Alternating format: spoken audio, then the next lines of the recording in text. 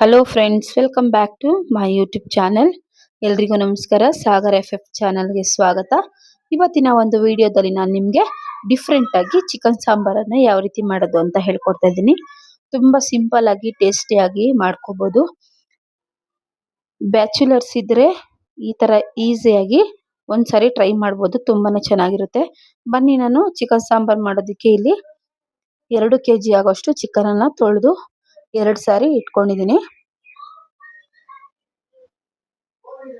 ಇದನ್ನ ನಾವು ಈಗ ಸ್ಟವ್ ಮೇಲೆ ದೊಡ್ಡ ಬಾಣಲಿಯನ್ನ ಇಟ್ಟು ಅದಕ್ಕೆ 3 ಟೇಬಲ್ ಸ್ಪೂನ್ ಅಷ್ಟು ಎಣ್ಣೆಯನ್ನ ಹಾಕೊಳ್ತಾ ಇದ್ದೀನಿ.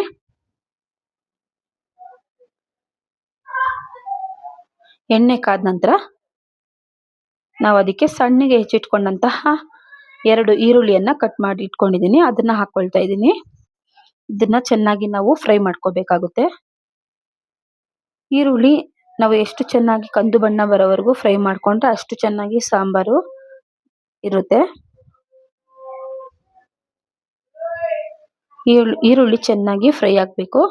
ನಂತರ ಇದಕ್ಕೆ 1 ಟೇಬಲ್ ಸ್ಪೂನ್ ಅಷ್ಟು ಅರಿಶಿನವನ್ನ ಹಾಕೊಳ್ತಾ ಇದ್ದೀನಿ. ಅದನ್ನು ಸಹ 2 ನಿಮಿಷ ಹಸಿ ವಾಸನೆ ಹೋಗೋವರೆಗೂ ಫ್ರೈ ಮಾಡ್ಕೊಳ್ಳೋಣ. ಚಿಕನ್ ಸಾಂಬಾರ್ ಮಾಡಬೇಕಾದ್ರೆ ನಾವು ಫಸ್ಟ್ ಚಿಕನ್ ಅನ್ನ ಬೇಯಿಸ್ಕೋಬೇಕು. ಯಾವ ರೀತಿ ಬೇಯಿಸ್ಕೊಳ್ತೀವಿ ಅನ್ನೋದೇ ಮುಖ್ಯ ಆಗುತ್ತೆ ಇಲ್ಲಿ. ನೋಡಿ, ಈಗ ಟೊಮೆಟೊವನ್ನ ಹಾಕೊಳ್ತಾ ಇದ್ದೀನಿ. 2 ಟೊಮೆಟೊನ ಸಣ್ಣಗೆ ಹೆಚ್ಚಿಟ್ಕೊಂಡಿದ್ದೀನಿ. ಅದನ್ನ ಹಾಕೊಂಡಿದ್ದೀನಿ. ಇದು ಸಾಫ್ಟ್ ಆಗಿ ಟೊಮೆಟೊ ಎಲ್ಲ ಸಾಫ್ಟ್ ಆಗಬೇಕು, ಅಲ್ಲಿವರೆಗೂ ಫ್ರೈ ಮಾಡ್ಕೊಳ್ಳೋಣ. ಈ ರೀತಿ ನಾವು ಮೊದಲೇ ಚಿಕನ್ ಬೇಯಿಸ್ಕೊಳ್ಳೋದ್ರಿಂದ ಸಾಂಬಾರು ಟೇಸ್ಟ್ ತುಂಬಾನೇ ಚೆನ್ನಾಗಿರುತ್ತೆ. ಈಗ ನೋಡಿ, ಮೊದಲೇ ತೊಳೆದಿಟ್ಕೊಂಡಂತಹ ಚಿಕನ್ ಅನ್ನ ಹಾಕೊಳ್ತಾ ಇದ್ದೀನಿ.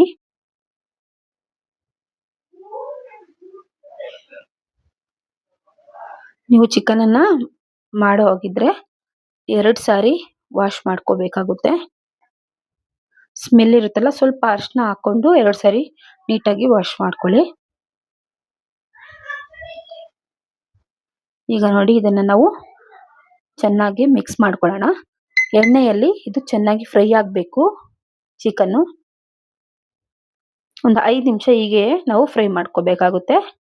ನಂತರ ಇದಕ್ಕೆ ರುಚಿಗೆ ತಕ್ಕಷ್ಟು ಉಪ್ಪನ್ನ ಹಾಕೊಳ್ಳೋಣ.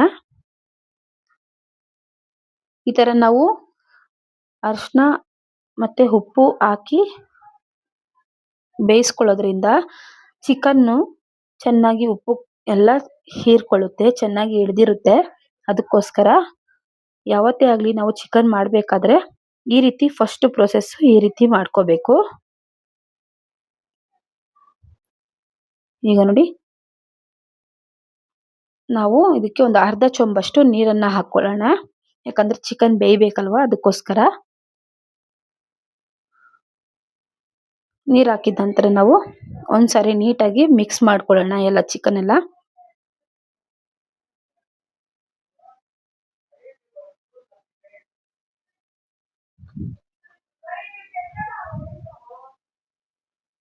ಈಗ ನೋಡಿ, ನಾವು ಪ್ಲೇಟನ್ನು ಮುಚ್ಚಿ ಇದನ್ನ ಒಂದು 10 ನಿಮಿಷ ಬೇಯೋದಕ್ಕೆ ಬಿಡೋಣ.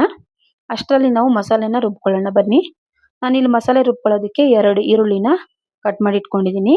ಮತ್ತೆ 2 ಟೊಮೆಟೊ ಕಟ್ ಮಾಡಿ ಇಟ್ಕೊಂಡಿದ್ದೀನಿ. 2 kg ಚಿಕನ್ಗೆ 24 ಮೆಣಸಿನ್ಕಾಯಿನ ಹಾಕೊಳ್ತಾ ಇದ್ದೀನಿ. ಟೇಸ್ಟ್ಗೆ ಒಂದು 6 ಹಸಿ ಮೆಣಸಿನ್ಕಾಯಿ, ಚಕ್ಕೆ, ಲವಂಗ, ಮತ್ತೆ 1 ಟೀ ಸ್ಪೂನ್ ಅಷ್ಟು ಜೀರಿಗೆನ ತಗೊಂಡಿದ್ದೀನಿ. ಒಂದು ಅರ್ಧ ಟೀ ಸ್ಪೂನ್ ಅಷ್ಟು ಮೆಣಸು, 2 ಮುಷ್ಟಿ ಆಗುವಷ್ಟು 2.5 ಮುಷ್ಟಿ ಆಗುವಷ್ಟು ಧನಿಯಾ, ಮತ್ತೆ ಅರಿಶಿನ ಪುಡಿ, 1 ಕಪ್ಪು ಕೊಬ್ಬರಿ, 1 ಗಡ್ಡೆ ಬೆಳ್ಳುಳ್ಳಿ, ಶುಂಠಿ ಒಂದು 7-8 ಪೀಸು, ಕೊತ್ತಂಬರಿ ಸೊಪ್ಪು, ಪುದೀನ ಸೊಪ್ಪು ಸ್ವಲ್ಪ ಜಾಸ್ತಿನೇ ತಗೊಂಡಿದ್ದೀನಿ. ಈಗ ಇದನ್ನ ನಾವು ಹುರ್ಕೊಳ್ಳೋಣ.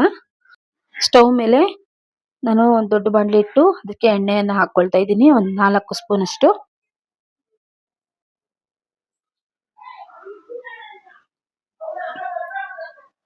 ಎಣ್ಣೆ ಕಾದ ನಂತರ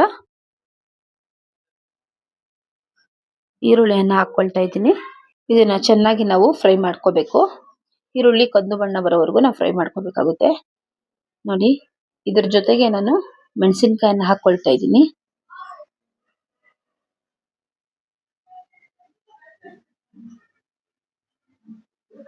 ನಾವು ಎಷ್ಟು ಚೆನ್ನಾಗಿ ಫ್ರೈ ಮಾಡ್ಕೊಳ್ತೀವೋ ಅಷ್ಟು ಚೆನ್ನಾಗಿ ಸಾಂಬಾರ್ ಟೇಸ್ಟ್ ಚೆನ್ನಾಗಿರುತ್ತೆ. ಈಗ ಇದಕ್ಕೆ ಟೇಸ್ಟ್ಗೆ ಒಂದು 6 ಹಸಿಮೆಣಸಿನಕಾಯಿಯನ್ನ ಹಾಕೊಳ್ತಾ ಇದ್ದೀನಿ. ಮತ್ತೆ ನೋಡಿ ಚಕ್ಕೆ ಒಂದು 4 ಸಣ್ಣ ಸಣ್ಣದ 4 ಪೀಸು, ಲವಂಗ ಒಂದು 10 ಪೀಸು, ಸ್ವಲ್ಪ ಮೆಣಸು ಮತ್ತೆ 1 ಟೀ ಸ್ಪೂನ್ ಅಷ್ಟು ಜೀರಿಗೆಯನ್ನು ಹಾಕೊಳ್ತಾ ಇದ್ದೀನಿ. ಮತ್ತೆ ಬೆಳ್ಳುಳ್ಳಿ, ಶುಂಠಿ,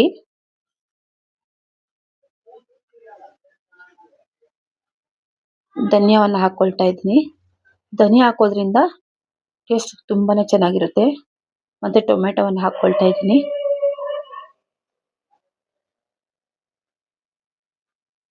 ಇದನ್ನ ನೀಟಾಗಿ ನಾವು ಒಂದು 5 ರಿಂದ 6 ನಿಮಿಷ ನಾವು ಹುರ್ಕೋಬೇಕಾಗುತ್ತೆ ಚೆನ್ನಾಗಿ.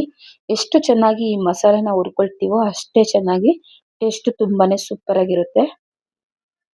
ನೋಡಿ ಈಗ ಇದಕ್ಕೆ ಅರ್ಧ ಟೀ ಸ್ಪೂನ್ ಅಷ್ಟು ಅರಿಶಿಣವನ್ನು ಹಾಕೊಳ್ತಾ ಇದ್ದೀನಿ.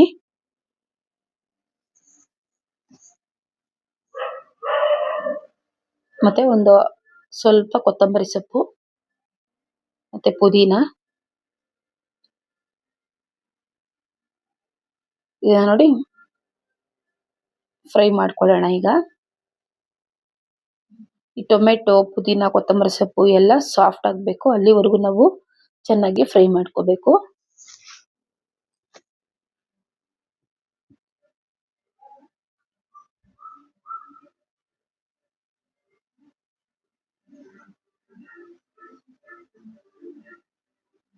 ಕೊಬ್ಬರಿಯನ್ನು ಹಾಕೊಳ್ತಾ ಇದ್ದೀನಿ. ಈಗ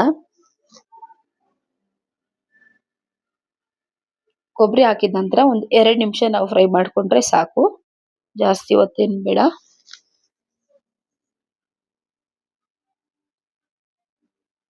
ನೋಡಿ ಟೊಮೆಟೊ, ಕೊತ್ತಂಬರಿ ಸೊಪ್ಪು, ಪುದೀನ ಎಲ್ಲ ಸಾಫ್ಟ್ ಆಗಿದೆ, ಚೆನ್ನಾಗಿ ಫ್ರೈ ಆಗಿದೆ. ಈ ರೀತಿ ಒಂದು ಮೆಥಡಲ್ಲಿ ನೀವು ಸಹ ಟ್ರೈ ಮಾಡಿ. ಯಾವ ರೀತಿ ಬಂದಿದೆ ಸಾಂಬಾರ್ ಅಂತ ಕಮೆಂಟ್ ಮಾಡಿ ತಿಳಿಸಿ ಫ್ರೆಂಡ್ಸ್. ಈಗ ಇದನ್ನ ನಾವು ಸ್ವಲ್ಪ ಹೊತ್ತು ಆರೋದಕ್ಕೆ ಬಿಟ್ಬಿಡೋಣ. ಬನ್ನಿ ಈಗ ಚಿಕನ್ ಯಾವ ರೀತಿ ಬೆಂದಿದೆ ಅಂತ ನೋಡೋಣ. ನೋಡಿ ಮುಚ್ಚಳವನ್ನ ಓಪನ್ ಮಾಡ್ತಾ ಇದ್ದೀನಿ. ನೋಡಿ ಚಿಕನ್ ಎಲ್ಲ ಚೆನ್ನಾಗಿ ಬೇಯ್ತಾ ಇದೆ. ಇನ್ನೊಂದ್ಸರಿ ಮಿಕ್ಸ್ ಮಾಡ್ಕೊಳ್ಳೋಣ ಚೆನ್ನಾಗಿ. ಇದು ನೀರೆಲ್ಲ ಆವಿ ಆಗ್ಬೇಕು ಚೆನ್ನಾಗಿ. ಅದು ಚಿಕನ್ ಎಲ್ಲ ಚೆನ್ನಾಗಿ ಬೇಯ್ತಲ್ವಾ, ನೀರೆಲ್ಲ ಕರ್ಗೋಗ್ಬಿಡುತ್ತೆ. ಅಲ್ಲಿವರೆಗೂ ನಾವು ಇದನ್ನ ಬೇಯಿಸ್ಕೋಬೇಕಾಗುತ್ತೆ. ಬನ್ನಿ ಅಷ್ಟರಲ್ಲಿ ನಾವು ಮಸಾಲೆನ ರುಬ್ಕೊಂಬರೋಣ. ನೋಡಿ ಈಗ ತಣ್ಣಗಾಗಿದೆ. ಇದನ್ನ ಮಿಕ್ಸಿ ಜಾರಲ್ಲಿ ಹಾಕಿ ನಾನು ರುಬ್ಕೊಳ್ತಾ ಇದ್ದೀನಿ.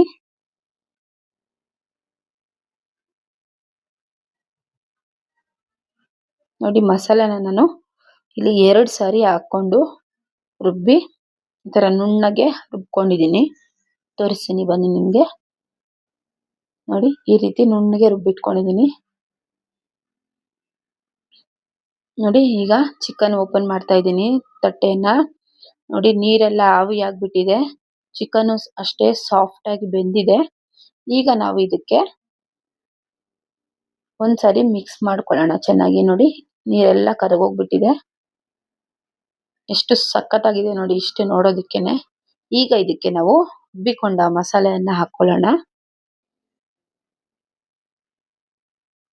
ಮಸಾಲೆ ಹಾಕಿದ ನಂತರ ನೀವು ಮಿಕ್ಸಿ ಜಾರ್ ತೊಳೆದ ನೀರು ಇರುತ್ತಲ್ವಾ ಅದನ್ನು ಸ್ವಲ್ಪ ಹಾಕೋಬೇಕಾಗುತ್ತೆ.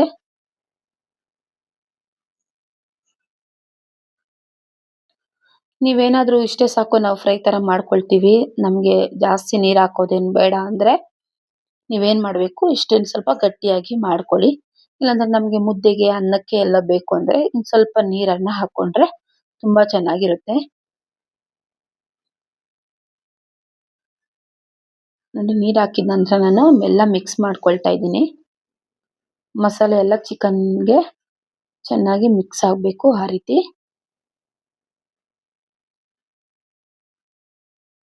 ಇದನ್ನ ನಾವು ಒಂದು 10 ನಿಮಿಷ ಬೇಯೋದಕ್ಕೆ ಬಿಡೋಣ. ನಾನು ನೋಡಿ ಗಟ್ಟಿ ಆಗಿರೋದ್ರಿಂದ ಸಾಂಬಾರು ಇನ್ ಸ್ವಲ್ಪ ನೀರನ್ನ ಹಾಕೊಂಡೆ. ಈಗ ನಾವು ಮೊದಲೇ ಹಾಕಿರ್ತೀವಲ್ಲ ಚಿಕನ್ಗೆ ಉಪ್ಪು, ಈಗ ಒಂದ್ಸರಿ ನೀವು ನೋಡ್ಕೊಳ್ಳಿ, ಟೇಸ್ಟ್ ನೋಡಿ. ಉಪ್ಪು ಕಡಿಮೆ ಇದ್ರೆ ಮಾತ್ರ ಹಾಕೊಳ್ಳಿ, ಇಲ್ಲಾಂದ್ರೆ ಬೇಡ. ಈಗ ನಾವು ಇದನ್ನ ಚಿಕನ್ ಅನ್ನ ಬೇಯೋದಕ್ಕೆ ಬಿಡೋಣ. ನೋಡಿ ಬೆಂದ ನಂತರ ನೋಡಿ ಚಿಕನ್ ಎಷ್ಟು ಚೆನ್ನಾಗಿ ಬೇಯ್ತಾ ಇದೆ ಅಂತ. ಹೀಗೆ ನಾವು ಒಂದು 5ರಿಂದ 10 ನಿಮಿಷ ಬೇಯಿಸ್ಕೋಬೇಕು. ಮಸಾಲೆ ಎಲ್ಲ ಚಿಕನ್ಗೆ ಹಿಡಿಬೇಕಲ್ವಾ, ಅದಕ್ಕೋಸ್ಕರ.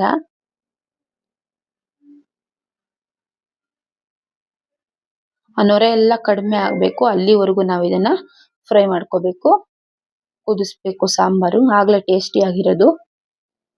ನೋಡಿ ಈಗ ಎಲ್ಲ ಚೆನ್ನಾಗಿ ಬೇಯ್ತಾ ಇದೆ. ಈಗ ಕೊನೆಯದಾಗಿ ನಾನು ಇಲ್ಲಿ ಕೊತ್ತಂಬರಿ ಸೊಪ್ಪನ್ನು ಹಾಕೊಳ್ತಾ ಇದ್ದೀನಿ. ಇಷ್ಟೇ ಫ್ರೆಂಡ್ಸ್, ತುಂಬಾ ಸಿಂಪಲ್ ಆಗಿ ನಾವು ಇದನ್ನ ಚಿಕನ್ ಸಾಂಬಾರನ್ನ ಮಾಡ್ಕೋಬಹುದು. ಇದನ್ನ ನೀವು ಮುದ್ದೆ, ಚಪಾತಿ, ದೋಸೆ, ಅನ್ನ ಯಾವುದಕ್ಕಾದ್ರೂ ಯೂಸ್ ಮಾಡ್ಬೋದು. ತುಂಬಾ ಚೆನ್ನಾಗಿರುತ್ತೆ. ಪೂರಿಗಂತೂ ಮಾಡ್ಸಿರುವಂತಹ ಸಾಂಬಾರು. ನಾನು ಇದನ್ನ ನೋಡಿ ಮುದ್ದೆ ಜೊತೆ ತಿಂತಾ ಇದ್ದೀನಿ. ತುಂಬಾ ಅಂದ್ರೆ ತುಂಬಾ ಚೆನ್ನಾಗಿರುತ್ತೆ. ಈ ರೀತಿ ನೀವು ಮಾಡ್ಕೊಂಡ್ರೆ 1 ಮುದ್ದೆ ತಿನ್ನೋರು 2 ಮುದ್ದೆ ತಿಂತಾರೆ, ಎಕ್ಸ್ಟ್ರಾ ಊಟ ಮಾಡ್ತಾರೆ. ಬಾಯಿ ಚಪ್ಪಿಸ್ಕೊಂಡು ತಟ್ಟೆ ಖಾಲಿ ಆಗೋ ರೀತಿ ಊಟ ಮಾಡ್ತಾರೆ ಫ್ರೆಂಡ್ಸ್. ಯಾರ್ಯಾರೆಲ್ಲ ನನ್ನ ವಿಡಿಯೋನ ಸಬ್ಸ್ಕ್ರೈಬ್ ಮಾಡದೆ ನೋಡ್ತಾ ಇದ್ರೋ ದಯವಿಟ್ಟು ಈಗಲೇ ಸಬ್ಸ್ಕ್ರೈಬ್ ಮಾಡ್ಕೊಳ್ಳಿ, ಹಾಗೆ ಸಪೋರ್ಟ್ ಮಾಡಿ ಅಂತ ಕೇಳ್ಕೊಳ್ತಾ, ಈ ಚಿಕ್ಕ ವಿಡಿಯೋ ನಿಮ್ಗೆ ಇಷ್ಟ ಆಗಿದೆ ಅನ್ಕೊಳ್ತಾ ಇದ್ದೀನಿ. ಇಷ್ಟ ಆಗಿದ್ರೆ ದಯವಿಟ್ಟು ಲೈಕ್ ಮಾಡಿ, ಶೇರ್ ಮಾಡಿ, ಸಬ್ಸ್ಕ್ರೈಬ್ ಮಾಡಿ, ಹಾಗೆ ಕಮೆಂಟ್ ಮಾಡೋದನ್ನ ಮಾತ್ರ ಮರಿಬೇಡಿ. Thank you.